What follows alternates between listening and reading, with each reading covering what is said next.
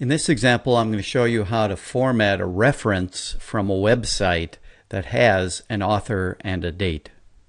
At the top we have our student paper and we have our citation, and then for this resource we're going to need to include it in our references section.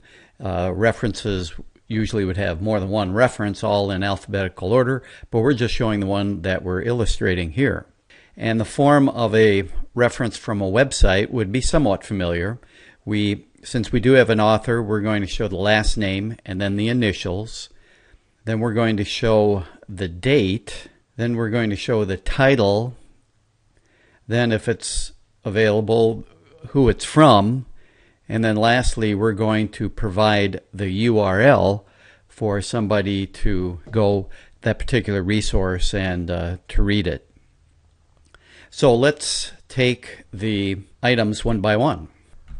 This is the website, and then down here is the author, and the last name is Davis, and then the two initials would be J.A.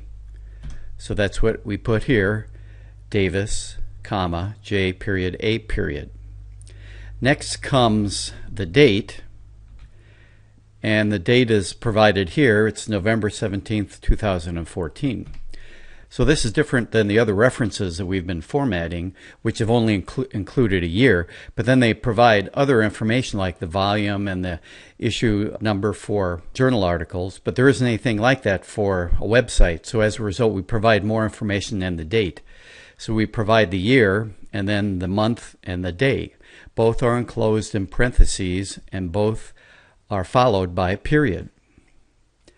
Next, we provide the title of the article, and you notice how we capitalize it. We just capitalize the first word of the main title and then the first word of the subtitle.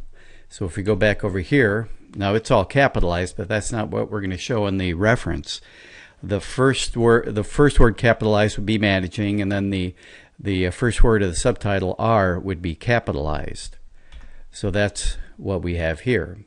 Then we would provide the source of this information.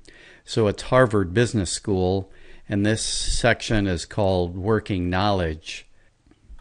So we have Harvard Business School, Working Knowledge.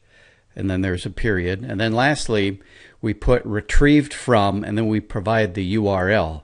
So up here is the URL, and you just copy that, and then you place it there. So that is how you format a reference from a website that does provide an author and a date.